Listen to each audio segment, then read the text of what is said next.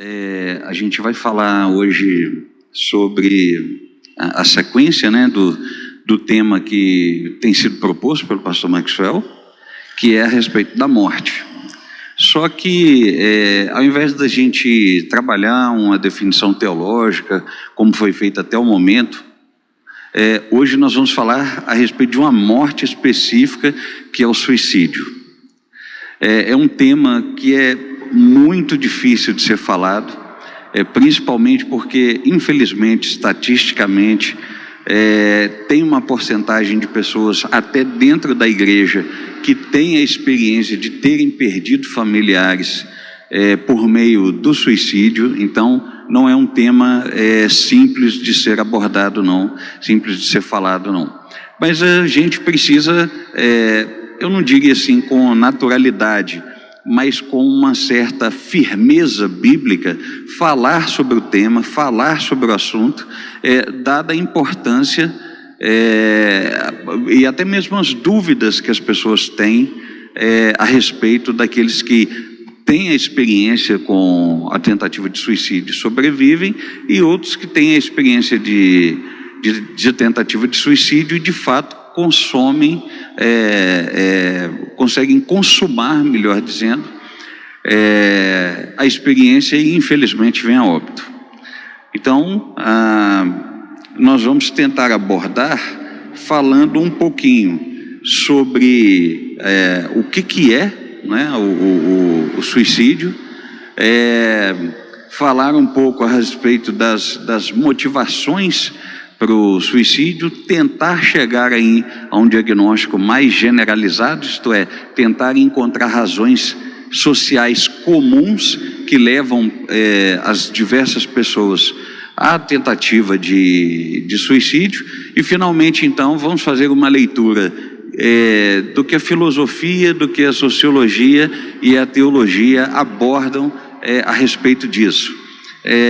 Claro que quando a gente fala aqui de apresentar uma perspectiva da filosofia e da sociologia, nós não temos outro objetivo senão o auxílio dessas ciências humanas como uma complementação de conhecimento para tentar entender que fenômeno é esse que é o suicídio.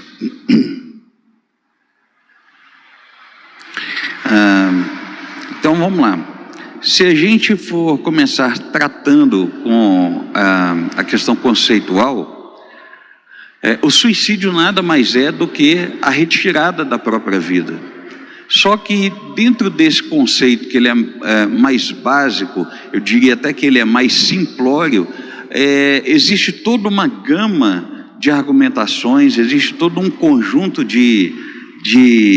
uma variedade de dúvidas que surgem a respeito do significado desse tirar a vida. Por quê?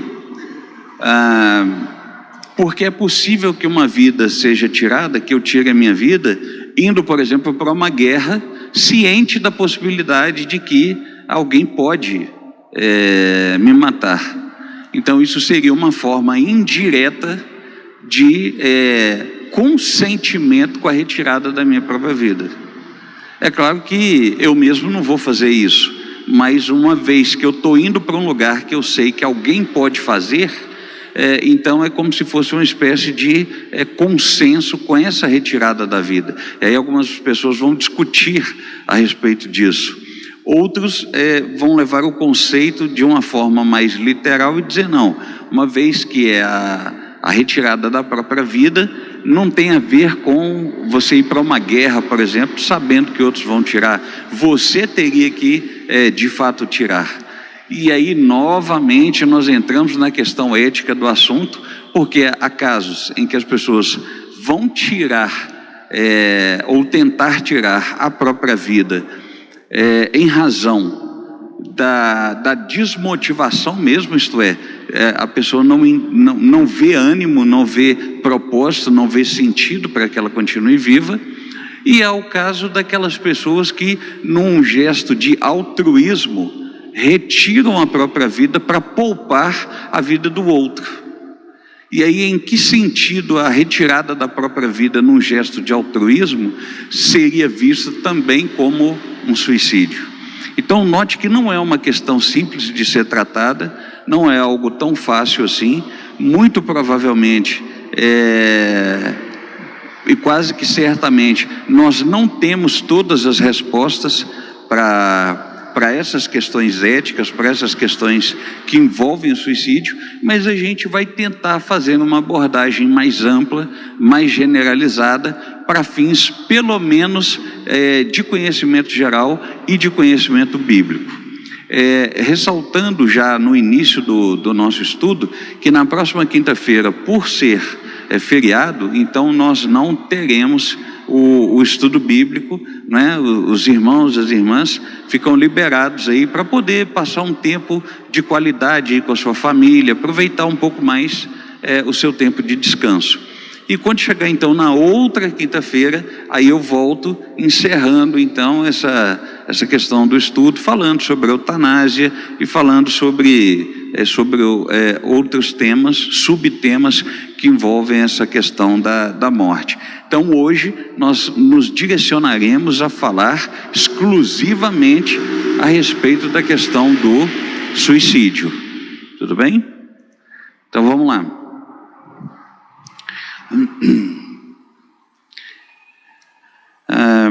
Se nós tivéssemos que criar então uma espécie de diagnóstico, isto é, um apontamento, uma explicação de modo geral, por que as pessoas tentam tirar a sua vida, então nós diríamos o seguinte, que todo ser humano ele é movido pelo desejo.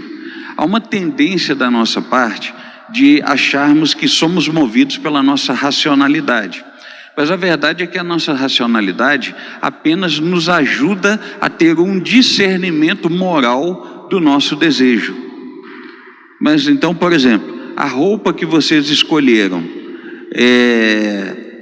antes mesmo de vocês fazerem a escolha do modelo da roupa para poder vir para o estudo bíblico, mentalmente, racionalmente, vocês desejaram vir para o estudo e entenderam que deveriam vir vestidos. Uma vez que vocês entenderam que deveriam vir vestidos, a racionalidade de vocês agora ajuda apenas no momento de discernir. Esse modelo de roupa que eu escolhi é decente? É indecente? É adequado? É inadequado? É feminino? É masculino? Então note que, como fazemos tudo muito no automático, a gente quase nunca discerne que nós não somos movidos pela nossa racionalidade, nós somos movidos pelo nosso desejo. Quando você está com sede, que você vai tomar um líquido, antes de você decidir se você quer um refrigerante, se você quer um suco, se você quer água, se você quer leite, se você quer café, ou qualquer outra qualidade de bebida, outro tipo de bebida, o que você faz? Você automaticamente decide tomar em razão do seu desejo por causa da sua sede. Então o tempo todo nós somos movidos inconscientemente pelo desejo. Então o desejo ele há de se manifestar, ele manifesta em nós necessidades biológicas como a fome, a sede, o sono, a necessidade sexual.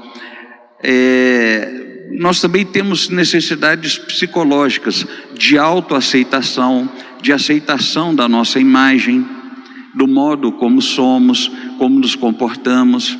A necessidade social de sermos aceitos pelo outro, de termos amigos, fazermos amizade, constituirmos família, sermos, não apenas aceitarmos o outro, mas sermos também aceitos por esse outro. É por isso que é tão fácil, é por isso que é tão simples você observar a conduta de adolescente. Quando dizer adolescente é muito interessante. Diante da necessidade de aceitação social, ele tende então a gesticular, falar, vestir, quase sempre com alguém que ele se identifica, seja um adulto, seja um outro adolescente, enfim, a gente consegue ter esse tipo de percepção por causa da necessidade social que as pessoas têm, e isso fica muito enfatizado, por exemplo, na adolescência. E uma outra necessidade que nós temos é a necessidade espiritual. Nós temos a necessidade de crer em algo que vai além de nós mesmos, que vai além dos limites impostos pela vida, isto é, a própria morte, para darmos sentido a tudo isso. Do contrário, nós não conseguimos encontrar sentido, exatamente porque nos deparamos com a morte. Se um dia vamos morrer, por que trabalhar? Se um dia vamos morrer, por que estudar? Se um dia vamos morrer, por que constituir família? Se um dia vamos morrer, por que congregar? Então consegue entender que fora da crença em Deus, as pessoas não acham sentido, e essa crença então se revela como uma necessidade espiritual. Então é isso, basicamente em termos de diagnóstico, todo ser humano é movido pelos seus desejos, que serão revestidos ou revertidos, melhor dizendo, em necessidades biológicas, psicológicas, sociais e espirituais. E aí, em cada necessidade dessa, o ser humano busca autorrealização. Ele busca não apenas autorrealização, mas ele também tem algum grau de expectativa em relação ao outro. Então, diante da expectativa do outro, por exemplo, um exemplo banal, um exemplo simples, nós aprendemos pela nossa sociedade, reproduzimos esse ensino de que a criança deve ir para a escola, ela deve aprender as matérias, ela deve ser disciplinada ali naquele conjunto de matérias que vão transformá-las em cidadãs, pessoas de bem, e que darão a elas condições de terem algum tipo de conhecimento técnico que as levarão a uma profissão, e que por sua vez então elas vão ser inseridas depois na vida adulta no mercado de trabalho, vão trabalhar, vão constituir novas famílias, vão girar a economia, vão girar a política, e assim vai, vão se envolver politicamente, se engajar socialmente, e assim vai, e assim de geração em geração.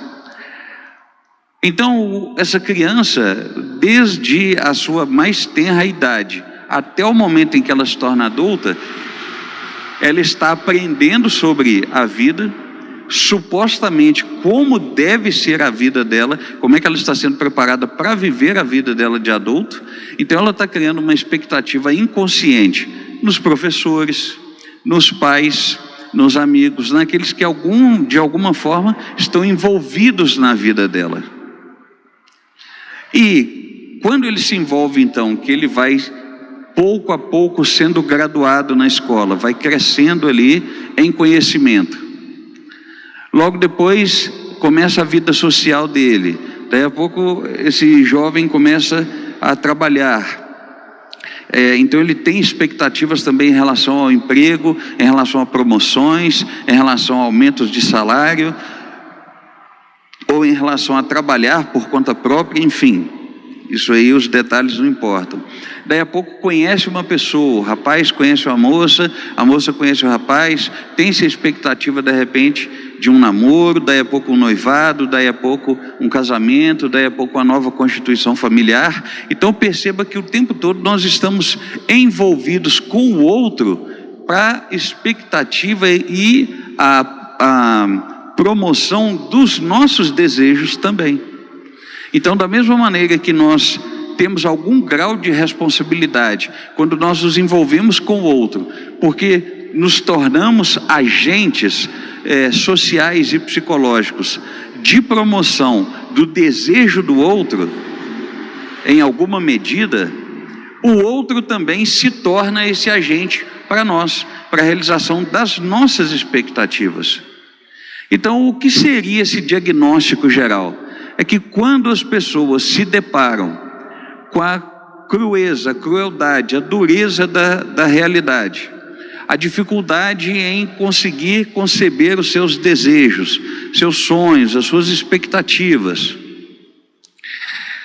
e ela se vê suprimida até de conseguir viver o que nós entendemos que é uma vida regular, uma vida normal, Então aquele senso de propósito e aquele senso de conquista e de entendimento da vida vai sendo pouco a pouco perdido. E quando isso chega num grau muito elevado, quando isso chega num grau crônico, então começam a surgir os primeiros pensamentos e os primeiros desejos de suicídio. Então, o que seria o suicídio na verdade? A remoção, nessa perspectiva colocada aqui pelo diagnóstico geral, a retirada, melhor dizendo, da própria vida, a partir de não encontrar sentido na realidade, porque tudo aquilo que a pessoa faz, ela encontra uma barreira que a impede de ser e de agir como humano na sua essência. Aquilo que ela de fato é, aquilo que ela tem expectativas de experimentar, aquilo que ela busca, em alguma medida isso está sendo suprimido, isso está sendo obstruído de uma maneira tal que isso leva a pessoa então a desistir de viver.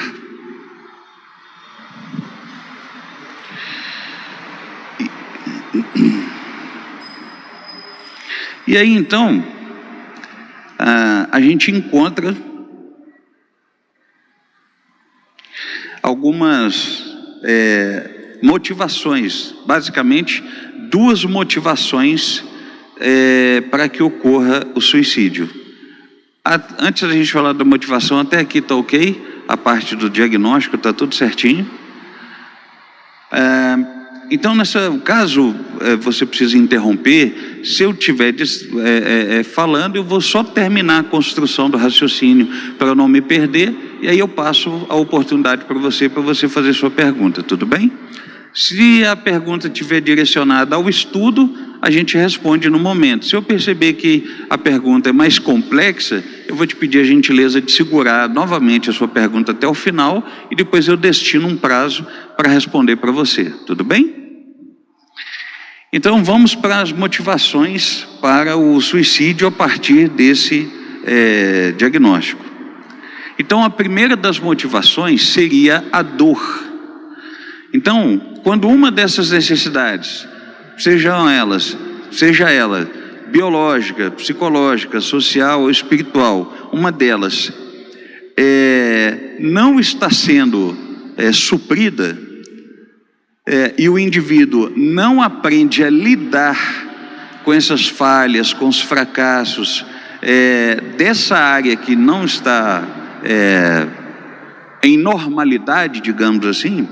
Então, se essa pessoa não aprende a lidar com os fracassos, não aprende a lidar com as perdas, não aprende a lidar com as dificuldades momentâneas que ele está passando, de uma forma então equilibrada, sabendo que ele está sujeito a ter frustrações e dores nessa vida, então em algum momento essa dor pode vir a dominar a mente dessa pessoa, e aí diante dessa situação de domínio ocorre aquilo que eu disse, ela vai perdendo o sentido da vida, vai perdendo a explicação que ela tem, que dá sentido para a vida, e aí ocorre então o suicídio. Essa seria a primeira motivação. A segunda motivação seria a autoanulação. Então, quando as pessoas se anulam, ou elas são anuladas na sua individualidade, em nome de uma coletividade muito forte, e de uma ideologia que impregna e que não permite a espontaneidade, não permite a criatividade, não permite essas manifestações da nossa individualidade, então há uma tendência também de algumas pessoas se retraírem num nível em que elas novamente começam a perder esse sentido da existência, porque não se veem importantes como aqueles que têm direito à fala, não se veem como iguais nesse sentido de pertencimento ali do grupo, e aí essa autoanulação, essa nulidade gera nessas pessoas o entendimento de que não vale a pena continuar a vida, e aí terminam também pela tentativa do suicídio. Então, para a gente aprofundar um pouquinho agora essa questão do suicídio, para a gente entender melhor o próprio diagnóstico e essa questão de como é que a gente pode ajudar na prevenção e tudo, nós vamos tratar aqui de 3 olhares: um olhar dentro da filosofia, um olhar dentro da sociologia e um olhar dentro da teologia. É claro que só porque eu estou citando aqui as palavras filosofia, sociologia e teologia, não quer dizer que eu vou com isso começar a fazer uso de termos técnicos aqui que inviabilizem o nosso estudo e o nosso entendimento. Não é isso não. É só porque esses campos de conhecimento nos ajudam a entender melhor esse fenômeno do suicídio. Então, do ponto de vista da filosofia, o suicídio ele não é tratado apenas como uma questão moral. Por que eu falo de uma questão moral? Daqui a pouco a gente vai, quando estiver avançando para o olhar teológico, nós vamos entender um pouco mais sobre esse aspecto moral. Mas, sendo assim mais introdutório agora, quando a gente fala do problema moral do suicídio, seria aquela ideia, aquela crença de que o suicídio não tem perdão. Seria aquela noção de que, não, uma vez que suicidou, está totalmente condenado e tal, e aí não há perdão para essa pessoa e tudo, e não pode suicidar, e só Deus pode tirar a vida e tudo e tal. Então a gente vem de uma cultura que, apesar dela estar bastante fragmentada nesse momento pós-moderno que a gente vive, ou hipermoderno, como alguns gostam de dizer, mas a cultura ocidental ainda está baseada na filosofia grega, no direito romano e na fé judaico-cristã. E por causa dos princípios da fé judaico-cristã, todos nós carregamos conosco essa noção moral de que o suicídio é errado. E aí, então, o que eu estou trazendo para vocês é que quando a gente tem um olhar filosófico sobre o suicídio, um olhar que os estudiosos da filosofia têm, eles vão dizer que não é apenas um problema moral. Eu não devo olhar para o suicídio apenas como uma coisa errada de ser feita. Eu devo tentar entender o que leva, então, essa pessoa ao suicídio. Então, na perspectiva filosófica, uma pessoa pode ser levada ao suicídio não apenas pelas questões morais que permeiam a nossa sociedade, do que seria certo, do que seria errado, do que é moral, do que é imoral, do que é amoral, do que pode, do que não pode. Há outras questões também que são as chamadas questões existenciais, como, por exemplo, quem sou eu? Qual é o sentido da vida? Existe vida após a morte? Para onde vou depois dessa vida, isto é, depois que eu morrer? Como é que eu lido então com essa questão da morte? Se eu sei tratar dessas questões, ou se eu tenho as respostas para essas questões, então isso vai evitar que eu suicide. Então, de acordo com filósofos, de acordo com a filosofia, uma pessoa necessariamente não suicida apenas porque ela está com algum dilema moral de certo e errado, certo ou errado. É perfeitamente possível e infelizmente que uma pessoa tente suicídio porque ela não tem as respostas a essas questões existenciais. Quem sou eu? Qual o sentido da vida? E para onde que eu vou depois da morte? Se essa pessoa não tem essas respostas, isso causa nela um dilema emocional tamanho que vai além do problema moral. E aí acontece aquela situação que a gente disse, ela quer se livrar da dor. Então como é que ela faz para se livrar da dor de estar viva ou existindo num ambiente que supostamente não faz nenhum sentido? Como é que ela se livra da dor? Morrendo, porque quando morre, toda forma de dor acaba. Teoricamente, né? Porque nós sabemos biblicamente que depois que uma pessoa morre, ou ela estará no seio de Abraão, segundo a parábola, isto é, estará com Cristo, ou ela estará no inferno, conforme o estudo bíblico que nós já demos aqui anteriormente, onde não haverá mais essa forma de dor que nós experimentamos aqui, mas outros modelos, outras formas de dor existirão. E aí eu não vou entrar no detalhe, porque já tem um estudo bíblico para isso. Procurem lá depois no YouTube da igreja, lá, esse estudo que eu dei sobre o inferno. Mas enfim, tendo por perspectiva um olhar não cristão, se a pessoa entende que não há nada depois da vida, dessa vida, então o que ela quer? Ela só quer se livrar da dor. Então o que ela faz? Ela tira a própria vida, porque ela acha que se ela morrer, toda forma de dor acaba. Então, repetindo, sob a ótica da filosofia, é perfeitamente possível, infelizmente, que uma pessoa tente suicídio não apenas pelas questões morais, não apenas pelo dilema de tentar entender o que é certo ou o que é errado, mas é perfeitamente possível que essa pessoa tente o suicídio porque não tem resposta para as questões existenciais. Quem sou eu? Qual o sentido da vida? E para onde vou depois da morte? Bom, então, qual é o olhar que a filosofia tem para essas pessoas que não têm respostas? É dito filosoficamente que todo ser humano está em busca de felicidade. E aí, o que seria então a felicidade?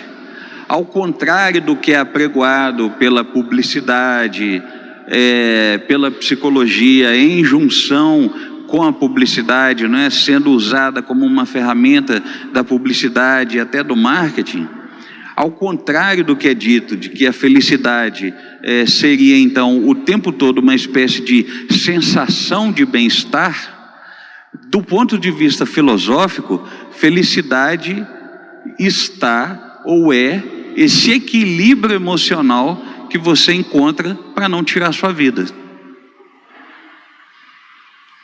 Sabe aquela expressão assim que as pessoas dizem: nossa, eu era feliz e não sabia, quando era criança? Pois é, uma coisa mais ou menos assim. Se a pessoa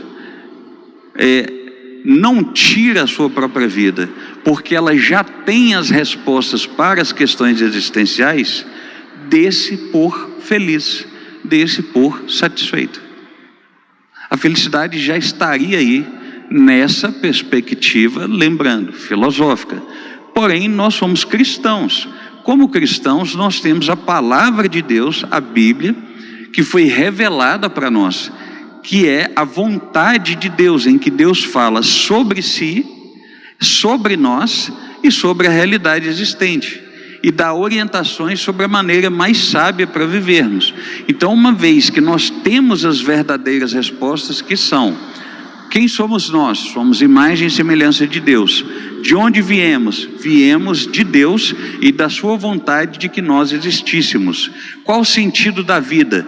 Vivermos para o louvor e a glória de Deus e gozarmos desse Deus, isto é, termos satisfação e felicidade em termos comunhão com esse Deus e nos darmos por satisfeitos em existirmos de acordo com a vontade dele.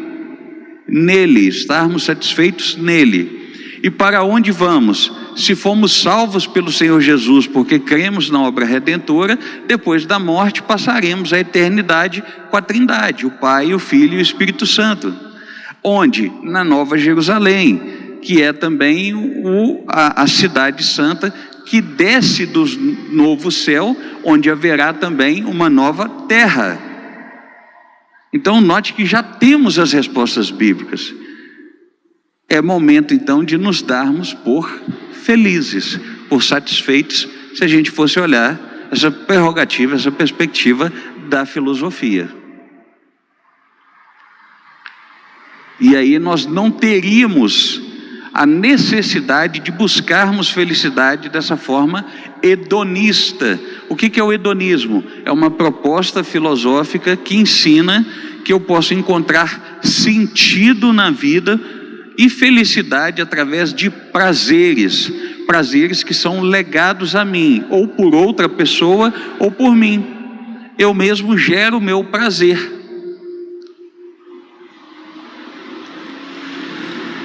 Então o que é? Reparem, por exemplo, as propagandas. O dia que eu li isso num livro eu achei fantástico. Propaganda de família. O homem nunca tem mais que 35 e a mulher nunca tem mais que 30. As crianças são sempre crianças ou pré-adolescentes no máximo. A pintura da casa parece que todo dia alguém passa tinta souvenir ou coral látex lá. O negócio está brilhando. Não suja, não tem mancha de mão, não tem mancha de poeira, não tem nada. Quando é propaganda de comida, então, se for de Doriana, que é a margarina, que é um negócio super nocivo para a saúde, quando você abre a porta da geladeira, está cheia de comida, né? E a parte mais interessante, comida industrializada, salame, linguiça, linguiça calabresa, só coisa que mata. Mas está lá na propaganda. E até o sol brilha mais, é impressionante. O sol é mais amarelo. Uma hora vocês busquem no YouTube a respeito de truques de publicidade para vender comida. É muito legal. Naquela parte da pizza que eles puxam um pedaço assim, que parece que é queijo, na verdade é cola, é aquela cascolar que eles jogam assim em cima da fatia de pizza e puxa, para dar a impressão de que o queijo está derretendo daquele jeito. Mas é óbvio que se você consome queijo, você sabe que nenhum queijo derrete daquele jeito. Então é muito interessante esse mundo, como é que nos engana, tentando nos trazer esse senso de felicidade. Aí, por exemplo, você vai pegar a propaganda de carro, note que está todo mundo rindo quando vai fazer a propaganda do carro. Mas aí a hora que você compra um carro para pagar em 4 anos, que você vê o tanto que você comprometeu o seu salário, você começa a chorar. No dia seguinte, você sai da concessionária super feliz. No dia seguinte você está triste. Por quê? Porque se você comprou fora do seu padrão orçamentário, você encalacrou sua vida pelos próximos 4, 5 anos. Correndo o risco de ter que devolver o patrimônio. Então tudo gira em torno dessa noção de felicidade. Olha para vocês verem que coisa mais ridícula. Você pega, por exemplo, a própria propaganda de carro. Por que do lado, ou vamos pegar uma propaganda de bebida alcoólica, que graças a Deus nós entendemos que nós não consumimos por não ser bíblico. Mas vamos entender que está sendo vendido a ideia de felicidade para uma pessoa assim. Por que do lado de toda bebida alcoólica tem uma mulher sensual? Porque teoricamente é o sonho de todo homem prazer na bebida e no sexo.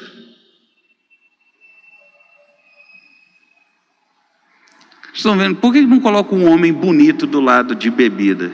Porque estatisticamente o homem bebe mais do que a mulher.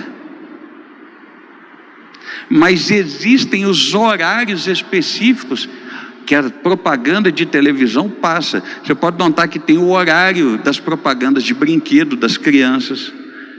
que a televisão enfatiza mais propaganda de brinquedo. Você pode notar que tem o horário da mulher, que geralmente é à tarde, por causa das donas de casa. E você pode notar que geralmente tem o horário do homem, que costuma ser à noite, porque teoricamente ele chegou do trabalho e é a hora que ele vai curtir o futebol dele e as coisas dele. Então já é tudo programado para nos iludir com essa sensação de felicidade. E aí, se uma pessoa não encontra sentido na vida, já vou passar para você, tá, alunos? Se uma pessoa não encontra sentido e a sua expectativa de felicidade também não é suprida, seja dentro de uma necessidade biológica, psicológica, social ou espiritual,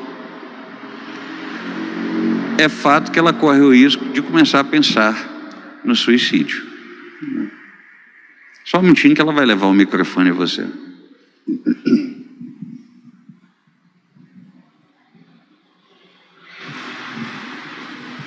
Paz do Senhor, Léo. A gente pode falar que existe um pré-suicídio? Por exemplo, a busca da felicidade. O álcool, as drogas, a busca desses bens é uma ilusão da felicidade, né? Então a gente pode, como se diagnosticar um pré-suicídio? Bom, eu vou pedir licença e me aproximar de você, porque como reverberou demais, então ecoou muito para mim aqui a sua fala. Então eu quase não entendi o que você disse, mas eu vou me aproximar. Não tem nem necessidade de falar no microfone, porque com certeza o pessoal já ouviu. Eu falo para eu mesmo te entender.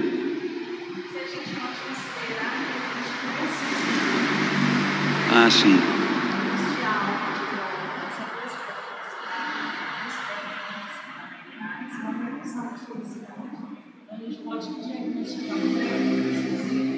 Sim, naturalmente. A gente vai até explorar isso aí um pouco mais, essa questão do que seria considerado um pré-suicídio.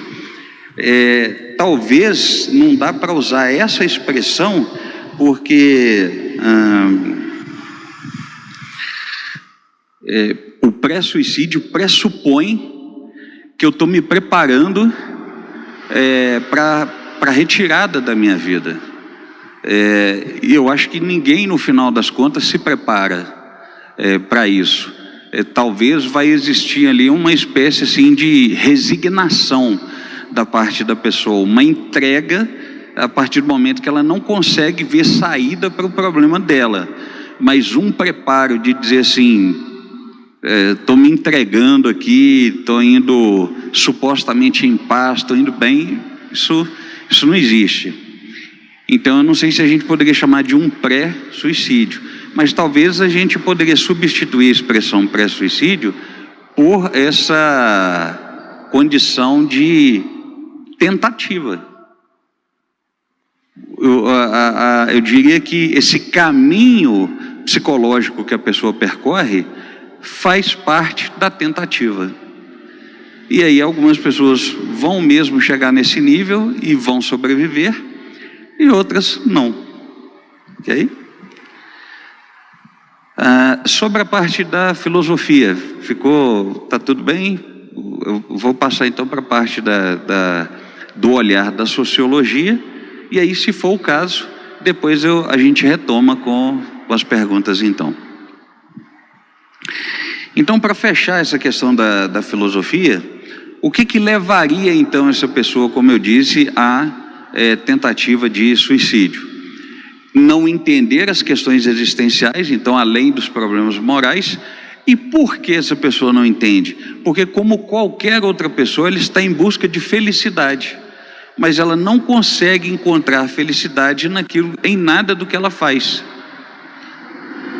Foi por isso que eu coloquei aqui que, filosoficamente, felicidade não estaria nos prazeres, e sim no equilíbrio emocional, no equilíbrio psicológico que qualquer pessoa tem de não retirar a sua vida pelo simples fato de que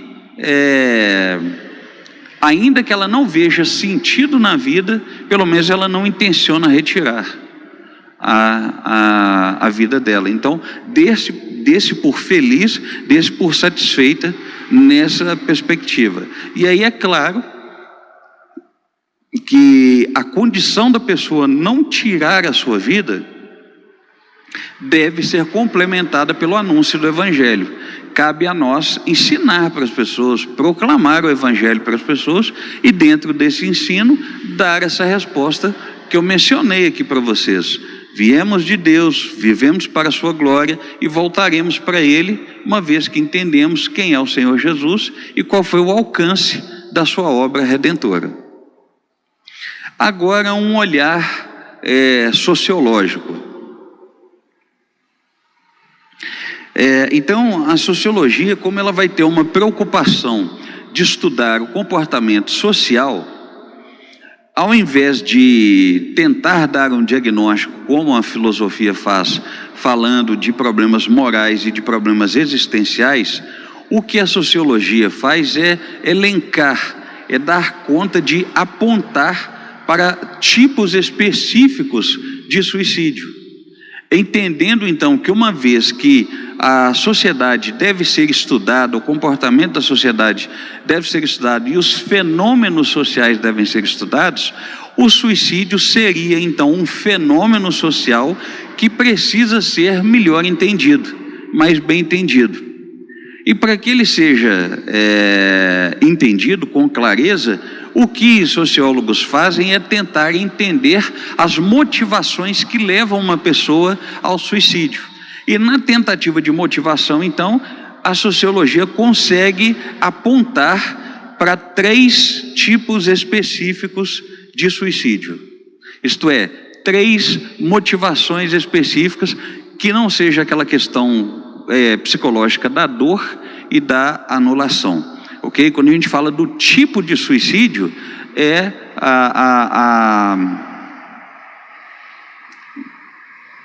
o modus operandi, digamos assim, o modo como aquele suicídio ele acontece. E aí, quando eu falo do modo, eu não estou falando de brutalidade, de tomar remédio, de nada disso. O modus operandi nesse sentido de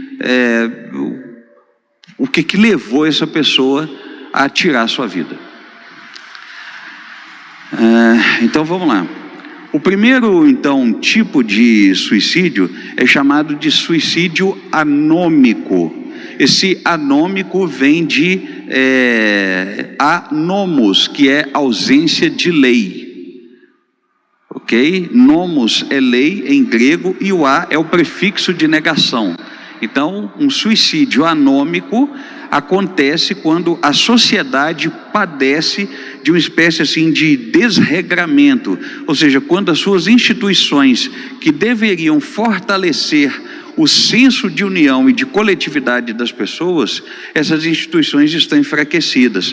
Por exemplo, quando a escola está enfraquecida, quando o Ministério Público está enfraquecido, quando o poder político, quando a própria igreja já não influencia mais a sociedade, a pessoa que fica buscando senso, a pessoa que fica buscando entendimento, fica buscando significado para a vida, se essas instituições estão enfraquecidas, então essa pessoa pode muito bem se ver influenciada por esse enfraquecimento e não dar conta de responder pela própria vida e pensar no suicídio.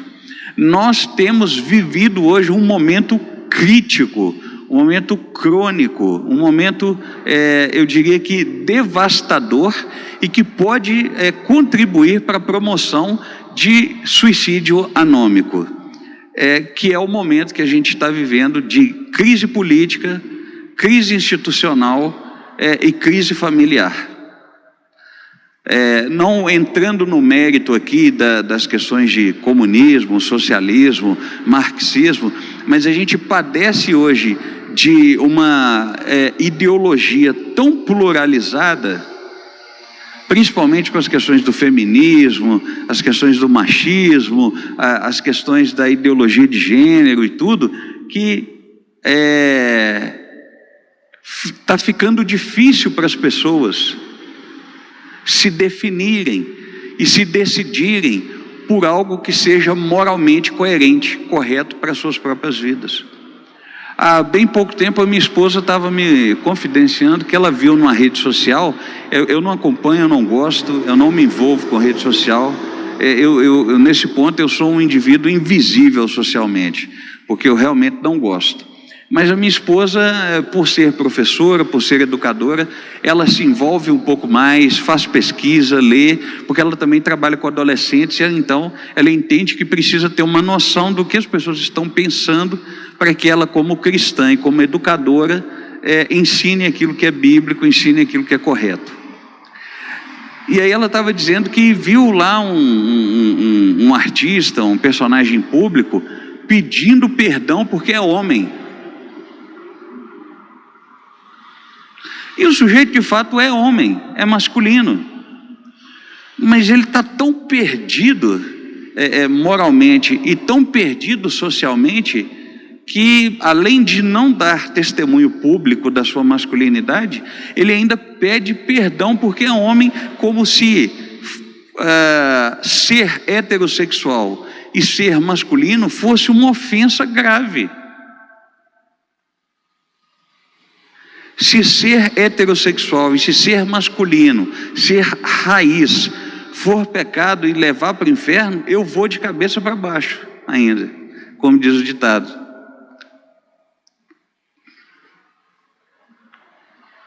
Então, nós temos visto crises, por exemplo, igrejas locais.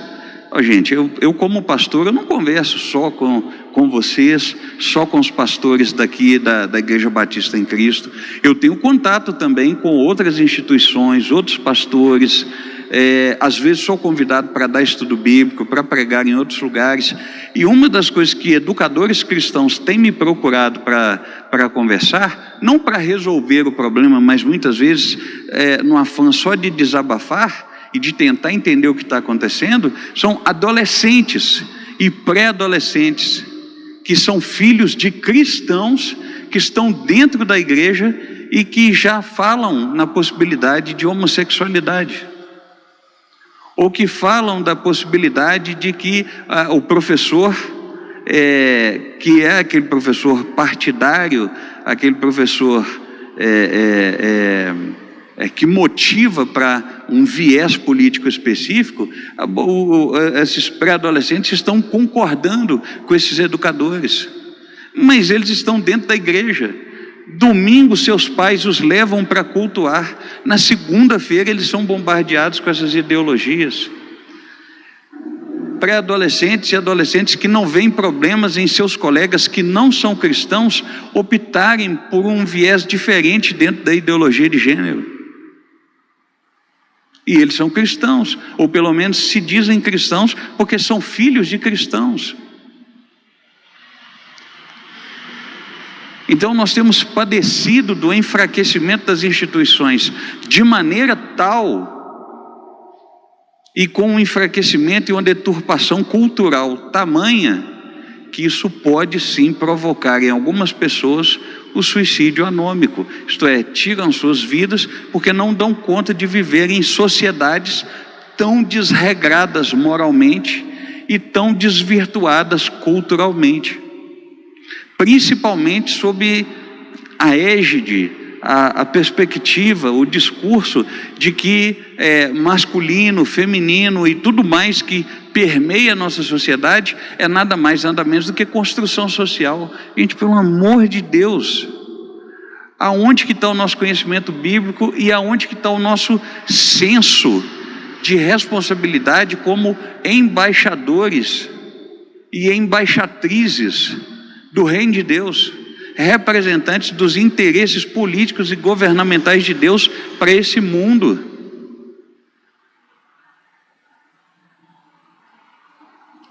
E o que não dizer da drástica e da triste e tenebrosa experiência de cristãos que chegam num ponto que retiram a sua própria vida ou tentam retirar a sua própria vida, porque mesmo crendo no Deus da Bíblia, mesmo cultuando, não conseguem encontrar um sentido específico e fazem a retirada das suas vidas.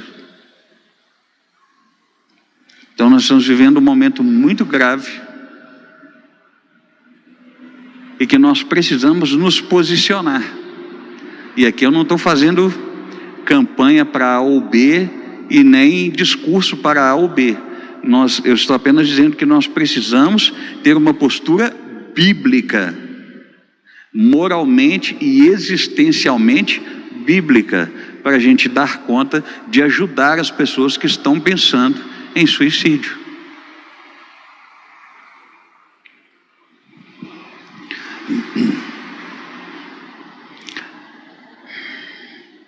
Bom, o outro tipo de suicídio, além do anômico, é o que nós chamamos de suicídio egoísta. O suicídio egoísta ocorre quando a pessoa que busca amparo psicológico e social não os encontra na sociedade, ou na família, ou mesmo nos princípios as quais ela precisaria para que ela desse conta de se aceitar e de aceitar o outro. Então o que ela pega e faz? Ela pega e tira a própria vida. Mas aí em que sentido que o suicídio se torna egoísta? É quando, na falta de sentido, lembra que eu comentei que nas relações nós buscamos uma expectativa no outro? Então, na falta de sentido para a vida, o que ela faz? Ela responsabiliza o outro. Exemplo, uma pessoa, apenas para efeito de exemplo, tá, gente? Uma pessoa está casada, e aí ela passa por uma situação de divórcio. Aí o que acontece? Essa semana vocês devem ter visto uma reportagem que saiu em vários canais de comunicação na internet, de uma mulher, acho que não sei se é no sul do país ou caminhando para o sul do país, que ela estava com a criança dela e ela se envolveu num acidente de carro de propósito. Por quê? Porque ela tinha passado pelo divórcio, o ex-marido dela já estava num novo relacionamento. Na não aceitação desse novo relacionamento e no não encontrar sentido para continuar vivendo, ela pôs em risco a própria vida e a vida da filha, lançando-se nesse acidente de carro e quase se matando e matando a própria filha. Graças a Deus que ela sobreviveu, ela vai responder judicialmente por isso, e a criança, se eu não me engano, também sobreviveu. Mas olha só o nível de absurdo. Você terminou comigo, você divorciou, você acabou o nosso casamento, então, para que você se sinta culpado e não seja feliz e seja atormentado para sempre com o fato de que você removeu também a minha felicidade, eu vou tirar a minha própria vida e deixar claro que eu só estou tirando porque a culpa é sua. E isso é o que a gente chama na sociologia, de suicídio egoísta. Isto é, a pessoa não dá conta da própria vida e não dá conta nem mesmo da responsabilidade de tirar a própria vida. Então o que ela faz? Ela culpa o outro, ela responsabiliza o outro. E aí, infelizmente, muitas pessoas realmente vêm a óbito nessa tentativa de suicídio e, desculpa a expressão, quase que desgraçam completamente a vida dos seus familiares, em que muitos precisam, por anos ali, fazer tratamento psiquiátrico, tratamento com psicoterapia, psicólogos e tudo, porque em alguma medida, em algum grau, se sentem realmente responsáveis por aquela pessoa que tirou a própria vida.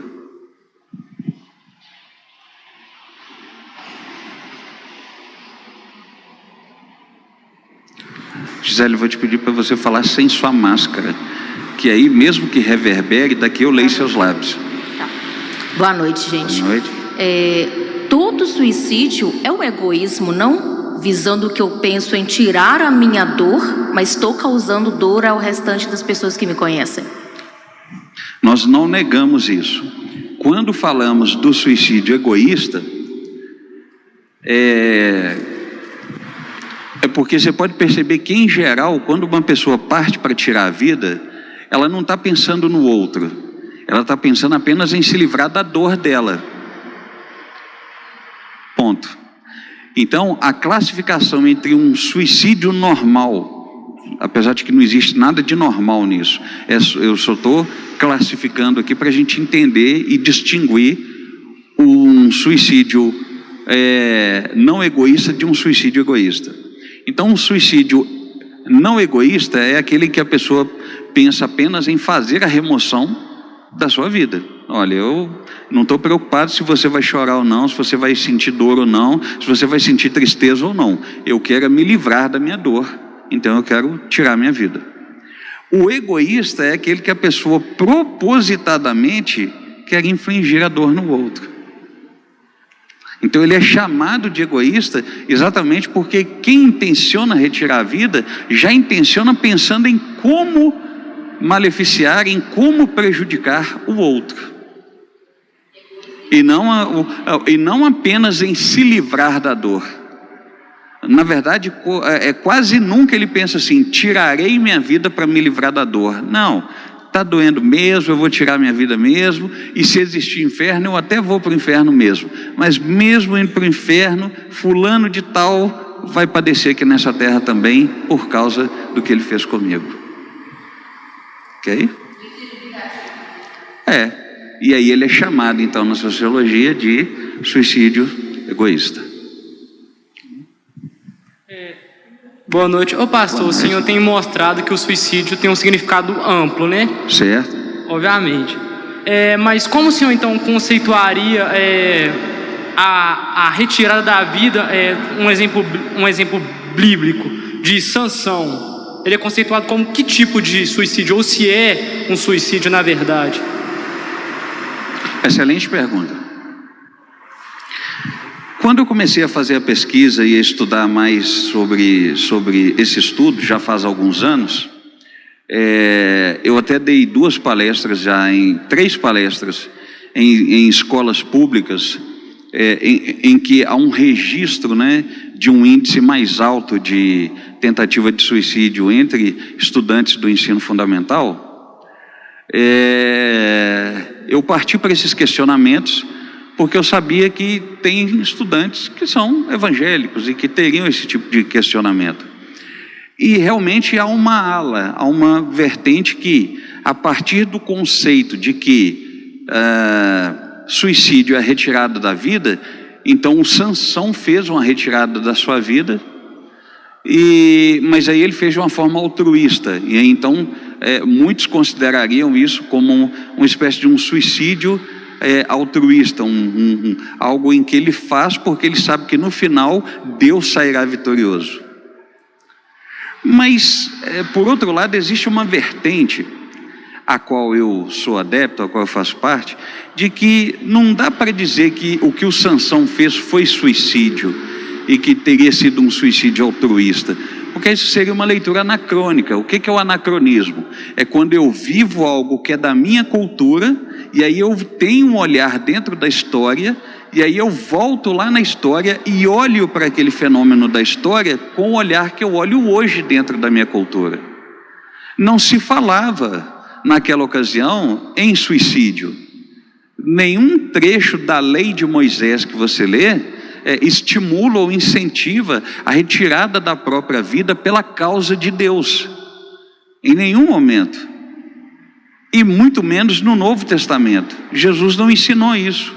Se fosse para levar esse argumento a ferro e fogo, então não apenas Sansão tira a sua vida por uma causa altruísta, mas o próprio Jesus também tira, porque o que ele vai dizer no Evangelho de João? Que ninguém tira a minha vida, eu voluntariamente a dou. Então, para todos os efeitos, ainda que ele tivesse sido crucificado por um terceiro, teoricamente, então, ele tirou a própria vida, porque ele se entregou para que ela fosse tirada. que é aquele mesmo conceito do soldado que vai para a guerra. Então não dá para trabalhar com essa perspectiva de um suicídio altruísta. Eu não sou adepto e te aconselho a não partir também para esse viés filosófico. Eu não sou adepto dessa proposta de que exista suicídio altruísta. Em alguma medida, como a nossa irmã colocou, todo suicídio acaba sendo, de certo modo, egoísta. Por quê? Porque, de acordo com a Bíblia, quem é o dono da vida? Quem é o único que pode dar a vida e retirá-la? Deus. Se Deus, de acordo com a Bíblia, é o único que pode dar a vida e é o único que pode retirá-la, então nós não temos uma autorização bíblica para retirar a nossa vida. Se nós não temos uma autorização para retirar, sob hipótese nenhuma, diante de uma circunstância altruísta, então isso não é suicídio.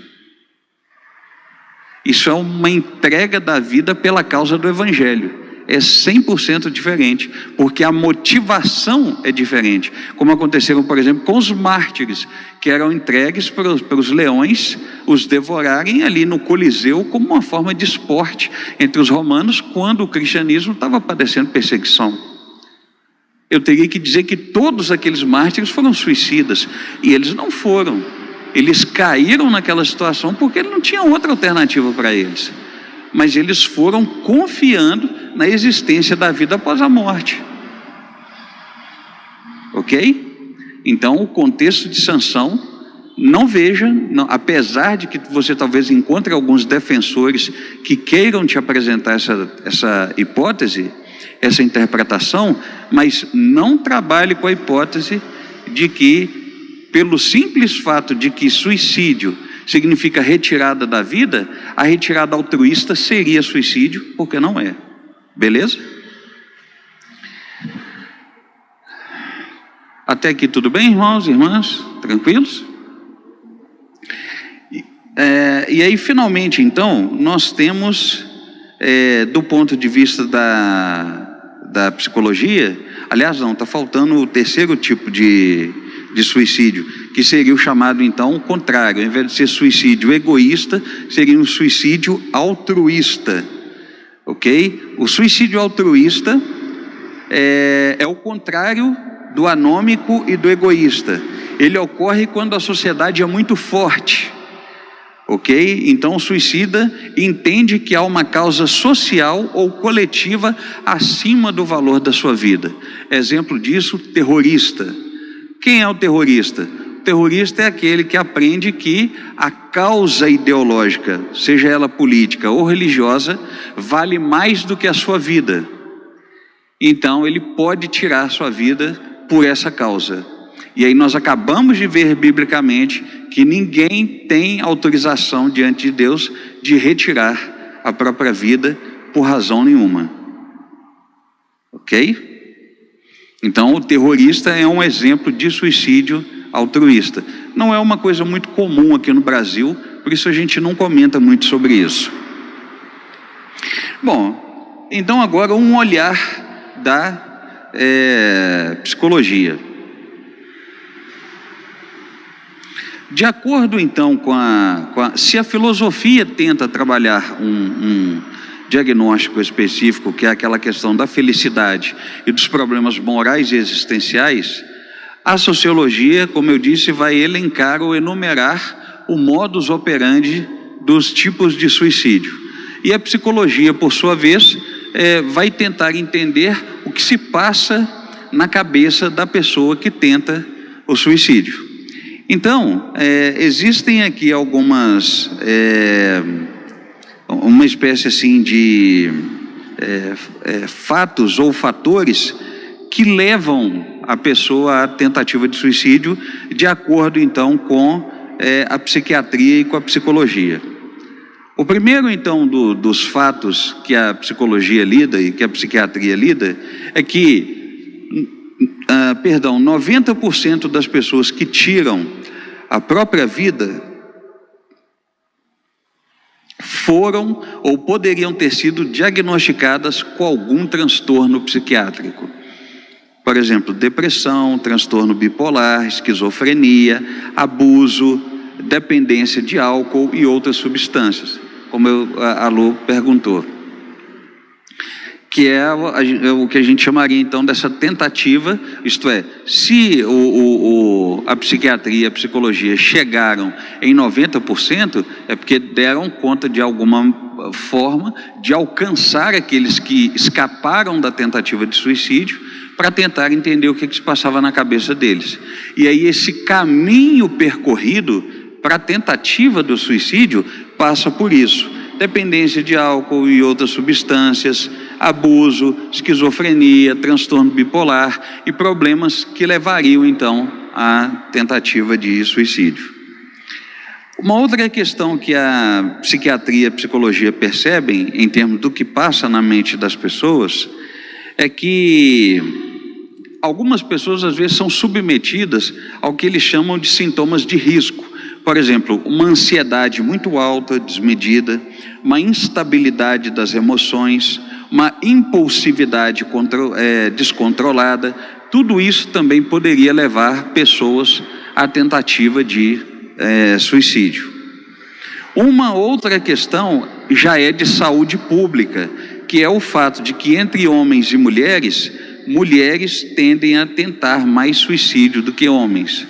E dentre os homens, jovens tentam mais suicídios do que os mais velhos. E entre pessoas saudáveis e pessoas enfermas tendem a tentar suicídio mais do que as pessoas saudáveis. Por exemplo, pessoas que padecem de doenças crônicas, como insuficiência cardíaca, insuficiência renal, insuficiência hepática, insuficiência pulmonar e outras mais.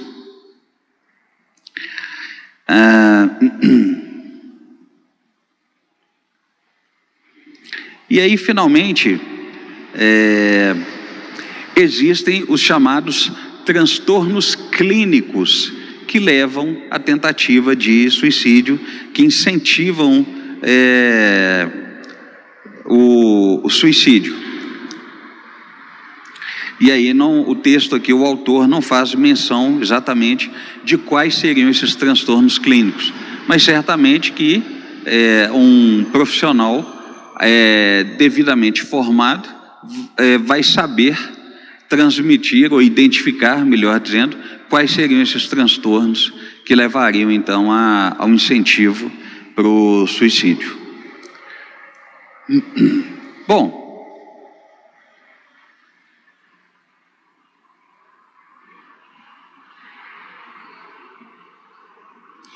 um dos facilitadores para o suicídio é também o isolamento social. De certo modo, quem está envolvido com família, com estudo, com trabalho, tende a manter uma saúde mental e uma vida mais equilibrada. É por isso que nesse período de pandemia, por exemplo, é um período também que pode levar muitas pessoas a serem incentivadas ao suicídio. Porque, de repente, você imagina aquela pessoa que tem toda uma vida trabalhando, ela é acostumada a levantar cedo, trabalha o dia inteiro, à noite ela encerra o expediente, ou ela trabalha de turno e tal, de repente ela desemprega. E desemprega numa altura da vida que é mais complicado voltar para o mercado de trabalho. Ou então essa pessoa adoece e aí ela já não pode mais trabalhar como antes. Ou então essa pessoa padece também do problema do luto, isto é, ela perdeu alguém na família por causa de Covid. Então todos esses efeitos também em alguma medida contribuiriam para dificuldade que algumas pessoas têm de lidar com as perdas, como eu disse, com um daqueles problemas que surgem no nosso cotidiano, que envolvem ou a necessidade biológica, ou social, ou psicológica, ou espiritual, e aí não dando conta, pensam também no suicídio. Alguém levantou a mão? Não, né? Parece que eu tive a impressão de alguém ter levantado a mão para fazer pergunta. Bom, e agora finalmente então a gente vai para a nossa resposta teológica, para o que a Bíblia nos ensina O que a palavra de Deus nos ensina para que a gente dê conta de ajudar as pessoas que estão padecendo de dores e que pensam no suicídio.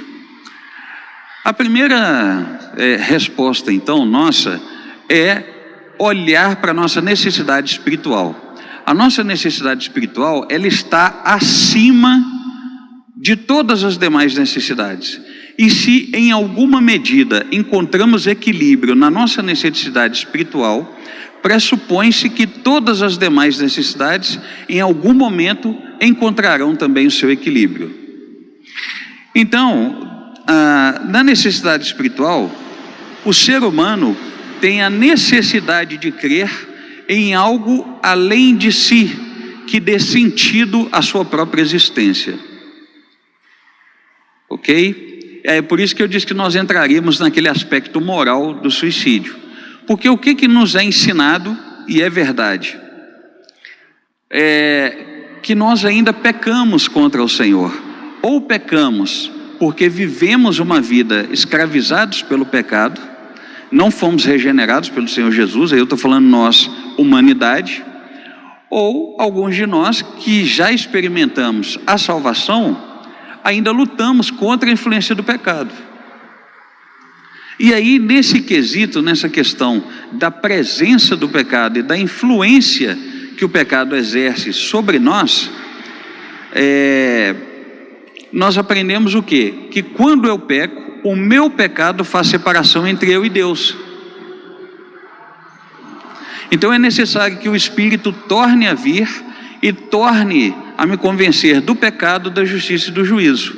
Quando o Espírito vem, que ele me convence do pecado, da justiça e do juízo, ele então reata a comunhão que eu tenho com Deus.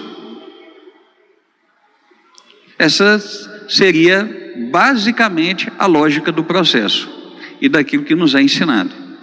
Então, para todos os efeitos, se eu sou alguém que peco, se naquele momento que eu pequei, eu estou afastado da comunhão com Deus, se o Espírito vem e me convence do pecado, da justiça e do juízo, eu tenho uma nova oportunidade de arrependimento e de ser resgatado de novo por essa graça.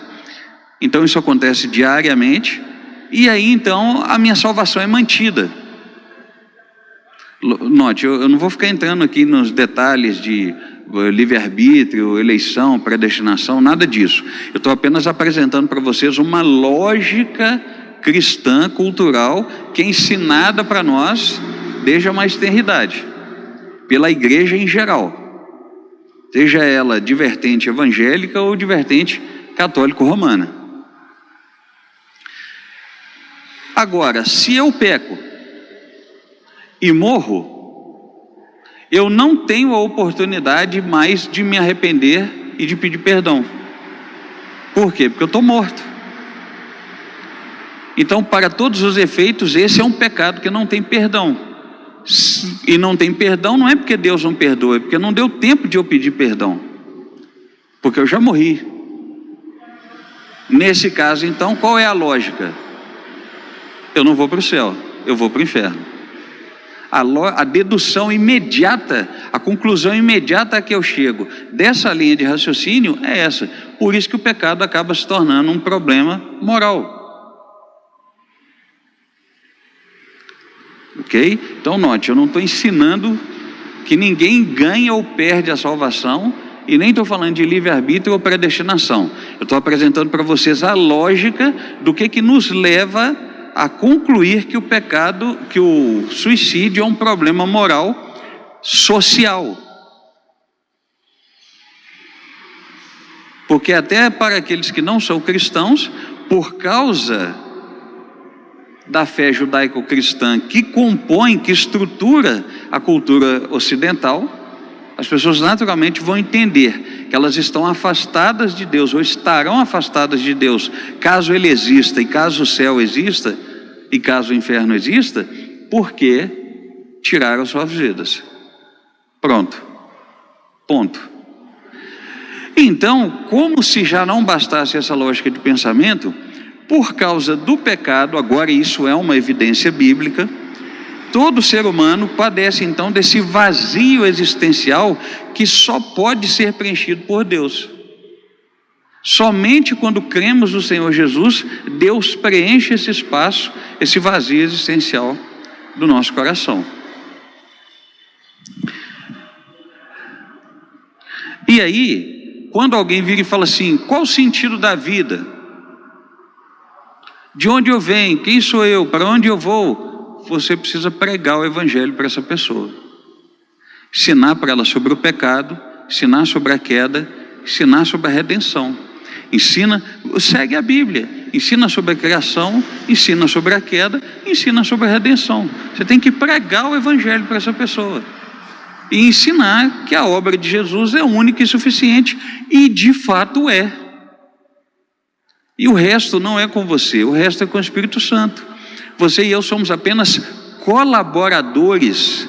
Nós não temos nenhum poder de mudar, nem emocionalmente e nem espiritualmente, a mente ou o coração de ninguém.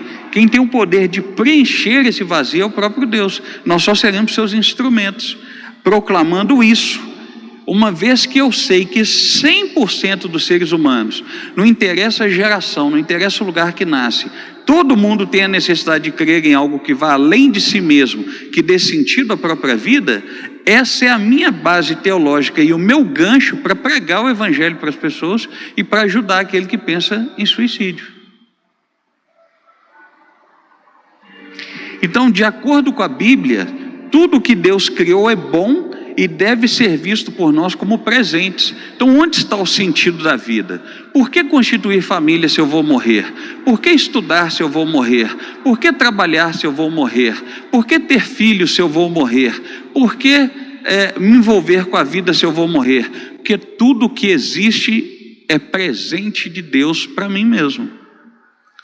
Para que, envolvido nesses presentes e com esses presentes existenciais, eu, na minha felicidade, glorifique a Deus e seja grato a Deus por Ele ter me permitido existir e gozar dos presentes que Ele me deu, que dão sentido para a minha existência, incluindo a própria comunhão com Deus, principalmente a própria comunhão com Deus. Então essa é a resposta teológica para o suicida, que tudo que existe, família, trabalho, estudo, conhecimento, amigo, esporte, alimento, a fauna, a flora, a água, a ciência, a saúde física, a saúde emocional, tudo é presente que Deus nos deu para nós vivermos a nossa vida em comunhão com Ele. Vocês já pararam para pensar que as necessidades biológicas, psicológicas, sociais e espirituais são as que nos fazem nos envolvermos com o restante da criação? Eu planto e desenvolvo agricultura porque eu tenho fome. Eu construo casa porque eu estou sujeito às adversidades climáticas. O sol, melhor dizendo, o calor, o frio, o sol, a chuva, o vento, a tempestade, a mudança das estações. Então eu faço o quê? Eu me cubro. Eu crio uma cobertura para mim, que em geral eu chamo de casa, de tenda, de barraca, o nome que você quiser dar.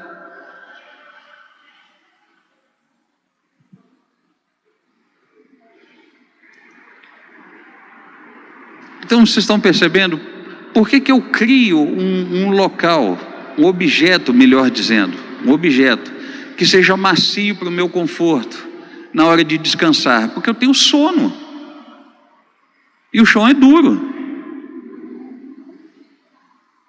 Então tudo que eu crio, tudo aquilo todas as vezes que eu me envolvo com a criação, que eu crio coisas dentro da criação, eu estou criando cultura e nisso Deus está sendo glorificado, porque quem me deu capacidade de pensar e de criar foi o próprio Deus.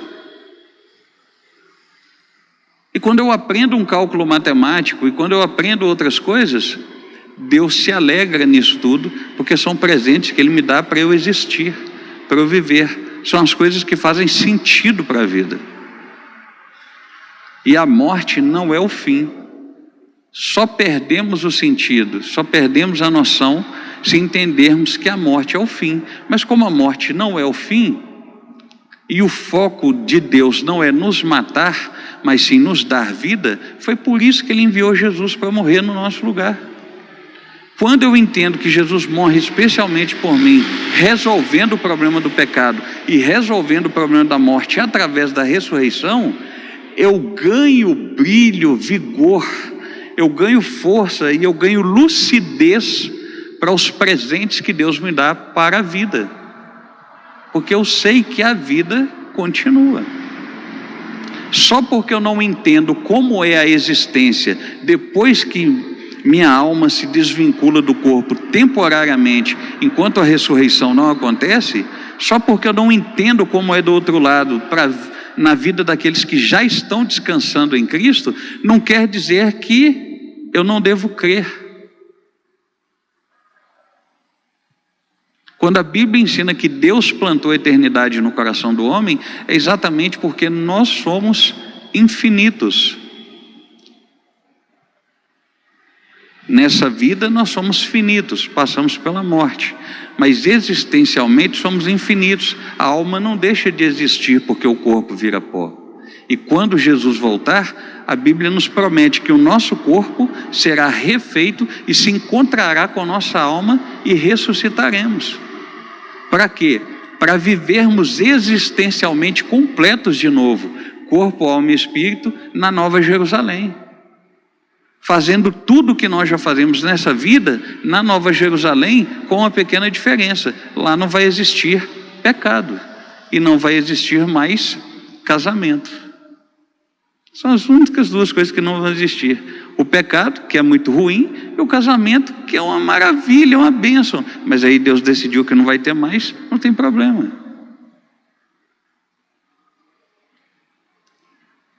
Estão conseguindo entender? Essa é a resposta que você dá para o suicida, para aquele que tenta, ou para aquele que está pensando nisso. Não faz isso porque vai ser pior. Se aqui a dor é maior, imagina no inferno como é que vai ser. Não faz isso. Não tira a vida. Deus te deu um dom, a vida, a existência, e ela é muito bonita. E de repente a motivação, por mais que haja essa dificuldade de equilíbrio naquilo que é a nossa necessidade, mas a motivação nunca será suficientemente forte ou autorizada diante de Deus para que a gente tire a nossa vida. Então a crença em Deus e a ajuda de especialistas, como psiquiatras, psicólogos, psicanalistas, conselheiros cristãos, podem muito bem ajudar para reverter as intenções de suicídio. Pode ajudar. Então, como é que eu posso identificar um possível caso de suicídio? Primeiro, quando a pessoa começa a falar na impossibilidade de resolver um problema e achar que só tirando a vida para isso. Segundo, quando uma pessoa não tem perspectiva de futuro. Terceiro, quando começam a acontecer mudanças bruscas de comportamento, como por exemplo, a pessoa vai se isolando socialmente. Quarto, quando acontece uma depressão. Quinto, quando acontece o isolamento social. Então, agora lembrando, não é uma situação isolada dessa. A pessoa se isolou socialmente ali, meu Deus, socorro e tal, já está querendo suicidar. Não é isso. Note que são fatores, é uma sequência de fatores. Quando todos esses fatores começam a acontecer ao mesmo tempo, ou um em sequência do outro, aí você pode começar a ficar atento, porque há uma possibilidade que aquela pessoa está pensando seriamente em tirar a própria vida. Como é que eu posso ajudar então uma pessoa que está pensando em suicídio? Primeiro, ouvindo essa pessoa, ok? Ouvir significa estar atento ao discurso dessa pessoa. Eu me lembro que uma ocasião eu estava conversando com uma senhora e em aconselhamento. E essa senhora tinha passado por um problema de divórcio. E aí ela nunca tinha digamos assim, se curado exatamente, muito bem. Virava e mexia, ela falava no ex-marido, e sempre aquela situação assim, de ficar relembrando bons momentos com o marido e tudo e tal, e ela vivia sozinha. E aí quando ela foi me procurar, ela tem um filho, e esse filho também estava passando na ocasião por problema de divórcio. Então, quando ela soube do divórcio do filho, ela reviveu todas as emoções e toda a experiência do divórcio dela, ao ponto de se culpar. Ela começou a entender que o divórcio dela tinha virado uma espécie de exemplo para o filho dela, e que o filho dela então estava passando por um divórcio porque ele não soube lidar com o casamento dele por ser filho de pais divorciados. Resultado, ela caiu em depressão. E como foi que eu detectei o pensamento de suicídio? Porque a primeira coisa que ela perguntou: pastor, quem suicida vai para o inferno? Nós estávamos conversando informalmente, e ela começou a perguntar assim: eu tenho uma curiosidade. Eu falei: sim, mas o que é a curiosidade? Eu ouço falar que alguns crentes suicidam. Quem suicida vai para o inferno? Eu falei: essa conversa está esquisita. Aí, sondando um pouco mais e puxando um pouco mais da boca dela em aconselhamento, eu descobri essas questões todas. E aí então ela estava pensando em suicídio. Como na ocasião o simples aconselhamento já não resolvia, porque ela estava no estágio muito avançado de depressão, então o que eu fiz foi encaminhá-la para uma psicóloga e para um psiquiatra. E ela deu sequência no tratamento dela e graças a Deus foi curada. Mas quando ela começou com aquela conversinha assim: eu ouvi falar que tem crente que tira a própria vida. Essa conversa é esquisita. Crente que se preze não tem esse tipo de conversa, e muito menos esse tipo de atitude. Então tem que estar atento, tem que ouvir o discurso. Às vezes num bate-papo informal a pessoa começa a dizer que a vida não tem sentido, ou ela começa a reclamar que ninguém vai sentir falta dela, ela começa a reclamar que ela está sendo um peso na vida dos outros. Então fique atento a esse tipo de discurso, porque isso pode ser um indício de que a pessoa esteja pensando em suicídio. Ao mesmo tempo, você deve ser empático. O que é ser empático? É ser capaz de sentir a dor do outro, não é de censurar. Mas você é crente, como é que você pensa numa besteira dessa? Irmã, não diga uma coisa dessa não, vira a boca para lá e tal. Gente, a pessoa que começa a desabafar, ela não está buscando censura. Ela não quer ouvir e falar: mas você é de Deus, labachúrias, vem cá que eu vou orar por você, o Espírito Santo vai te revestir de poder agora. Não, a pessoa não está interessada nisso. Ela não está querendo ouvir que ela é uma super crente, uma super santa, ou que Deus está com ela. Ela só está interessada em desabafar, e é o momento de ouvir e de ser empático, de tentar sentir a dor do outro, pelo menos tentar. E aí, ao mesmo tempo, ser compassivo, que é tentar aliviar a dor. Como é que se alivia a dor? Não é prometendo que Deus vai magicamente estalar o dedo e mudar a vida da pessoa, mas é ter um olhar de misericórdia. Olha, vamos procurar ajuda, vamos procurar por um especialista, vamos procurar por um médico, vamos procurar por um psiquiatra e tal, vamos assim, vamos ver o que dá para fazer por você e tal, e de fato ajudar. Por quê? Porque tem gente que pensa assim: pastor, você não vai falar em Deus, mas vai falar em médico. Não é isso. Você pode se dispor: olha, posso orar por você, posso interceder, mesmo que não seja agora, mesmo que você não esteja bem para receber uma oração, mas eu queria que você soubesse que eu vou orar por você na minha casa e tudo.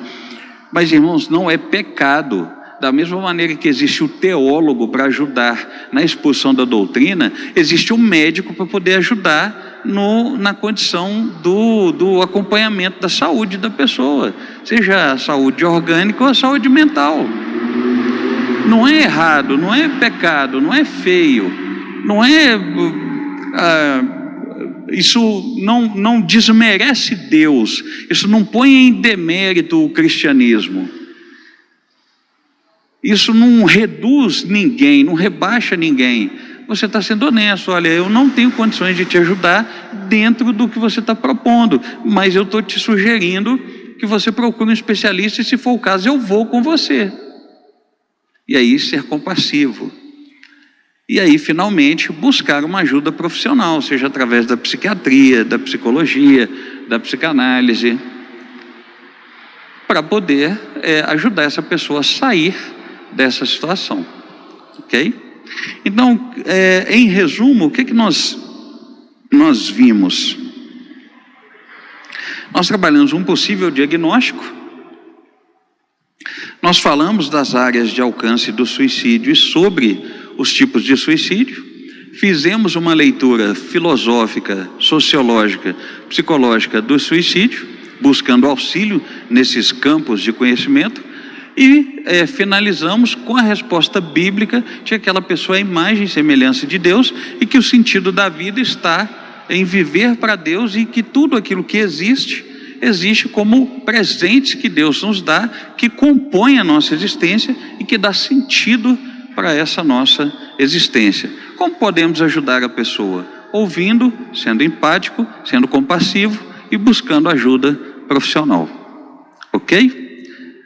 Lembrando novamente, na próxima quinta nós não teremos o estudo bíblico por causa do feriado, mas na outra eu volto falando sobre eutanásia e outras situações mais. Tudo bem?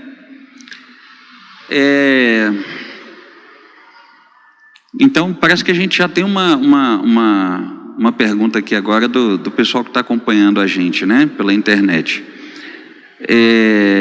Eu não vou ler o nome da irmã porque eu não sei se por uma questão ética ela gostaria que lesse. Então, respeitando a condição, né? Então, vou só ler a pergunta.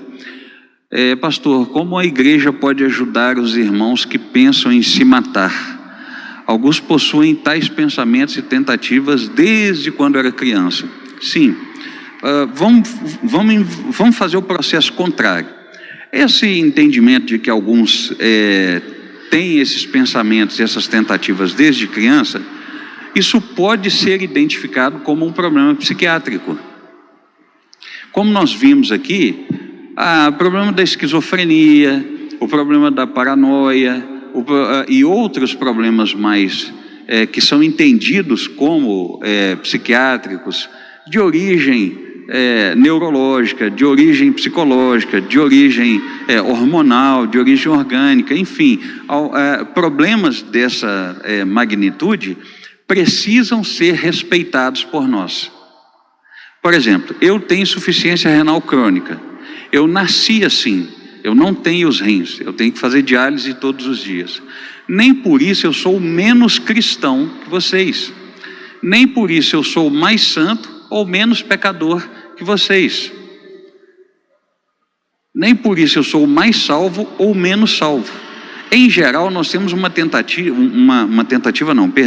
nós temos uma cultura de pensar da seguinte maneira: o que é do pescoço para baixo em termos de problema de saúde, podemos ir no médico e devemos respeitar aquele que possui a dificuldade, quem possui enfermidade. Do pescoço para cima, que são os problemas psicológicos ou psiquiátricos, Deus tem que se virar para poder resolver. Nós não aceitamos esses problemas, porque ou eles têm origem no pecado ou têm origem em demônios. E isso não é verdade, gente. Nós precisamos aprender a ter respeito pelas pessoas que padecem desse tipo de problema, mas que com a graça de Deus são sustentadas pelas mãos do Senhor de maneira a não fazer nenhum tipo de besteira. Então, ainda que elas pensem, ainda que elas tentem, infelizmente, elas, por alguma razão que apenas Deus pode explicar, elas padecem desse tipo de enfermidade, e algumas hão de ser curadas e algumas vão ter que tratar disso a vida inteira. mas o que prova que elas foram alcançadas pela graça de Deus, foram salvas e estão sendo sustentadas pelas mãos misericordiosas do Senhor, é que no final das contas elas são preservadas vivas, elas não tentam tirar a vida. E para aquelas que em alguma situação chegam nesse nível de tentar tirar a própria vida, eu não posso dizer que essa pessoa estava possessa, estava endemoniada. Não, eu preciso ter esse olhar de amor e de misericórdia para ajudar. O que está acontecendo? O que eu posso fazer por você? De que maneira nós podemos carregar a carga uns dos outros para nós nos aliviarmos, para evitar que os irmãos padeçam disso? E eu acredito que isso resume de alguma forma, ainda que a minha resposta seja uma resposta singela, simplória, em como nós podemos ajudar uns aos outros na igreja. Pastor, quando a pessoa não encontra felicidade em nada, terreno, e visa morrer para se estar com Jesus, nosso Salvador, ela se encontra em maior vulnerabilidade, já que não acredita em alegria na terra. Certamente, note, se o que temos nessa terra são presentes dados por Deus, é claro, eu não vou fazer aqui aquele processo o contrário, né, de enfatizar tanto a criação, que isso vira uma idolatria e aí eu deixo de querer Deus. Mas por outro lado, existe uma certa lógica bíblica nisso. Se aquilo que aponta para a glória de Deus, que é a criação, eu não consigo encontrar alegria nisso, o que me faz acreditar que a hora que eu estiver diante de Deus em pessoa, eu vou ter finalmente alegria? Pelo contrário, eu corro o risco de ter medo de estar diante de Deus. Por quê? Porque eu não consegui ter alegria nele nessa vida, enquanto ele era invisível para mim. Então por que sendo ele visível, eu encontraria essa alegria? Então eu não estou dizendo que negando que teremos um momento de gozo ao nos encontrarmos com o Senhor Jesus, ou depois da nossa morte, ou na manifestação plena do reino. Não é isso que eu estou dizendo. Eu estou dizendo que essa lógica de ficar triste aqui e de encontrar alegria em Deus lá, esquece isso. Eu desde já preciso trabalhar a possibilidade de encontrar algum grau de satisfação em Deus aqui, ainda que eu padeça de algum tipo de tristeza patológica. E por que é possível padecer de algum tipo de tristeza patológica? Porque esse mundo é caído. Nós estamos num ambiente em estado de queda. Esse mundo vai ser destruído para ser refeito. Então é óbvio que padecer de algum tipo de tristeza faz parte da normalidade, da pecaminosidade e da queda desse mundo. Bom, o caso de Judas, que tipo de suicídio ele cometeu? Excelente pergunta. Eu acho que no contexto de Judas, não se enquadra em nenhum dos 3 suicídios que a sociologia coloca. Principalmente porque esse olhar da sociologia, ele é recente. Ele é recente. Então,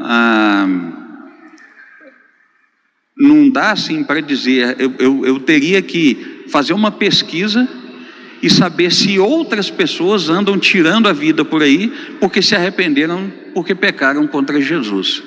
Aí eu teria uma classificação específica de suicídio. Mas o suicídio de Judas não se enquadra em nenhuma das categorias de suicídio que a sociologia atual coloca. Puxa, hoje tem muita pergunta, eu já ia ver se entre vocês querem fazer pergunta, mas eu vou ler mais essa aqui, e aí eu abro novamente para vocês. Os paradoxos da vida em concorrência com a superficialidade do relacionamento com Deus é uma boa receita para esses pensamentos antagônicos de derrota dos pseudo-cristãos? Boa pergunta. Eu diria que sim. Eu diria que sim. Se o nosso relacionamento, claro, volto a dizer, É perfeitamente possível que uma pessoa seja convertida, tenha um relacionamento concreto com Deus e padeça de alguma tristeza patológica. Ok? Então nós não podemos generalizar e dizer assim, quem tem Deus e é convertido nunca padece tristeza, né? Tem até aquele jargão que todo início do culto fala assim, quem está feliz com Jesus diz amém. Aquilo lá é uma hipocrisia que existe no culto.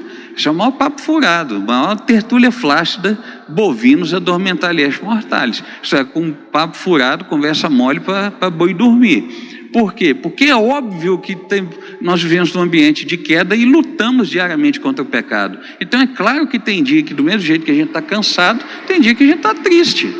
E aí vim com essa conversinha de que, quem está feliz, não sei o que tal. Eu já nem respondo mais quando perguntam, porque eu não vou ser falso, o dia que eu estou triste mesmo. Então, ainda em resposta a essa pergunta, é possível sim que uma relação, digamos assim, enfraquecida com Deus, uma coisa que não é biblicamente consolidada, seja afetada e atingida pelos, digamos assim, pelas contrapropostas que o mundo apresenta indo contra Deus, né? E aí é complicado chamar de pseudo-cristão, mas tudo bem, né?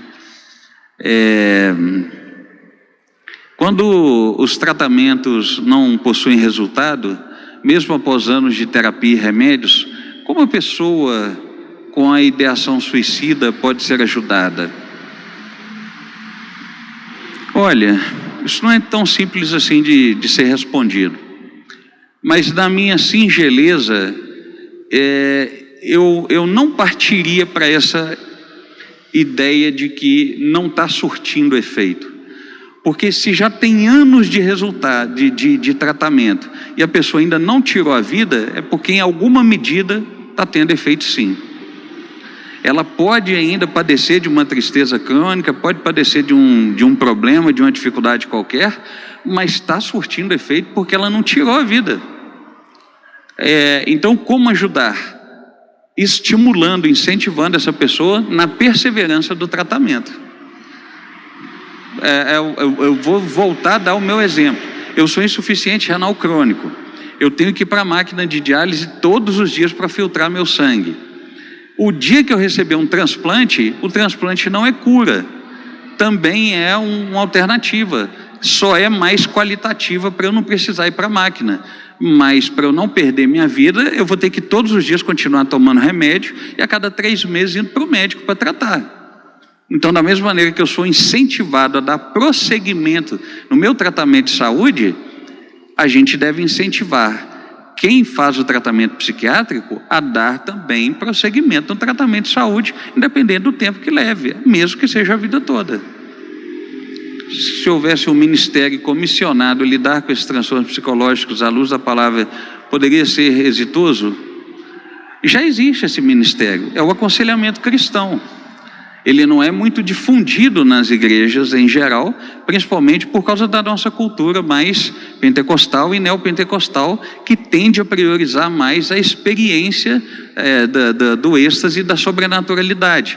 Mas dos reformadas, de teologia reformada, ou igrejas pentecostais que já despertaram para a necessidade dos tratamentos, aquilo que dá para ser feito à luz do cristianismo, como um apoio, como um braço complementar da psiquiatria, da psicologia e da psicanálise, já é feito em aconselhamento cristão.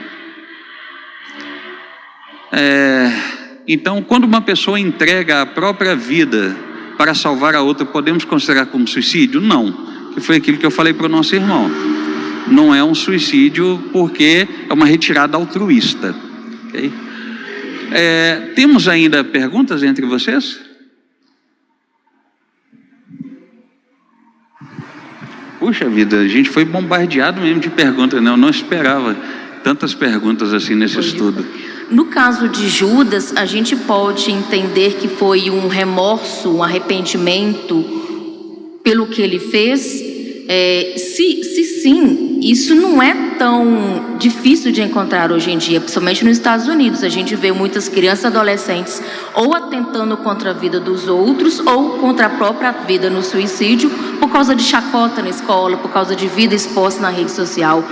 O do Judas, o de Judas, pode ser típico disso?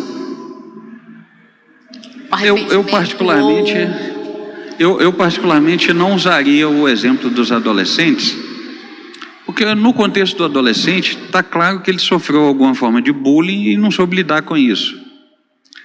Não foi o contexto de Judas. O Judas sentiu uma profunda tristeza por ele ter pecado contra Jesus.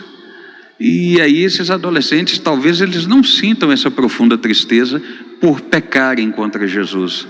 Talvez até pelo contrário, tendo em vista que eles têm sido mordazmente atacados com essa ideologia comunista, essa ideologia ateísta, muitos deles sequer pensam em Deus para poder tirar a própria vida.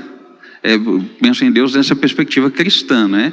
Claro que eu estou levando em consideração aquele fenômeno da necessidade de crença.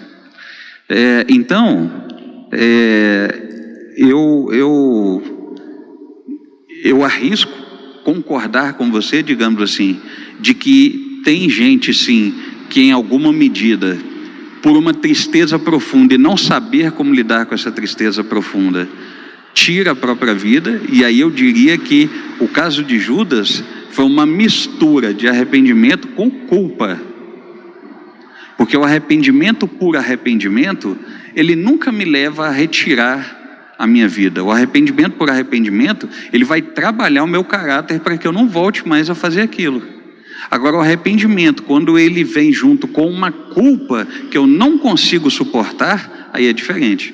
No contexto de Judas, para mim pelo menos, está muito claro que foi uma mistura de uma tristeza por ter pecado contra Cristo, e aí talvez nós chamaríamos isso de remorso. O problema é que também não dá para chamar de remorso, porque quando a gente fala em remorso, a gente fala do medo que a pessoa sente da consequência do que ela fez.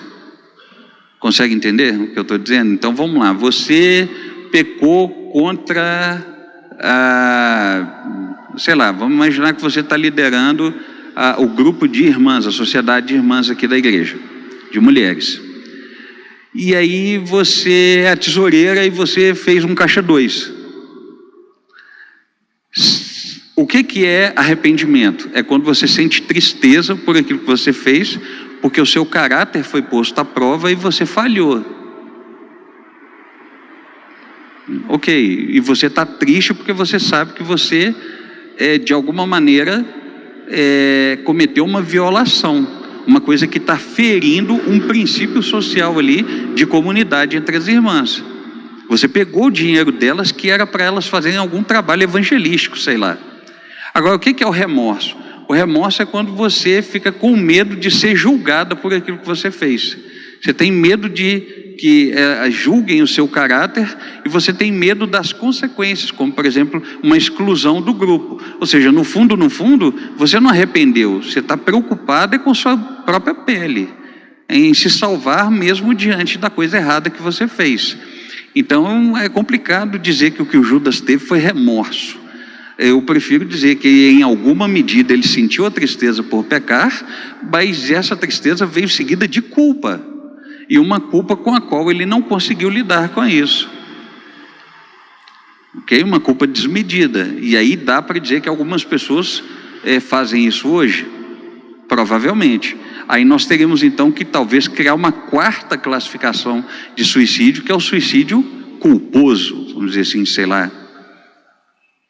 Estou inventando aqui uma expressão para justificar o que foi o suicídio de Judas, que eu particularmente vejo que é diferente dessa outra modalidade de motivação suicida, que é essa questão, por exemplo, da rede social.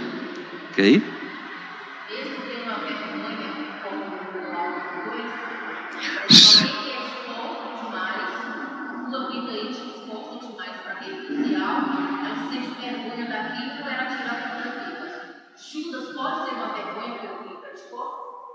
É como eu disse, é possível identificar algum tipo de vergonha em Judas se o que ele tiver sentido for realmente um arrependimento.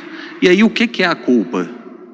Eu estou com vergonha do que eu fiz, ok? Mas vergonha, e aí vergonha por vergonha, aí sim, então eu poderia fazer esse tipo de comparação, mas eu não creio que a vergonha tenha sido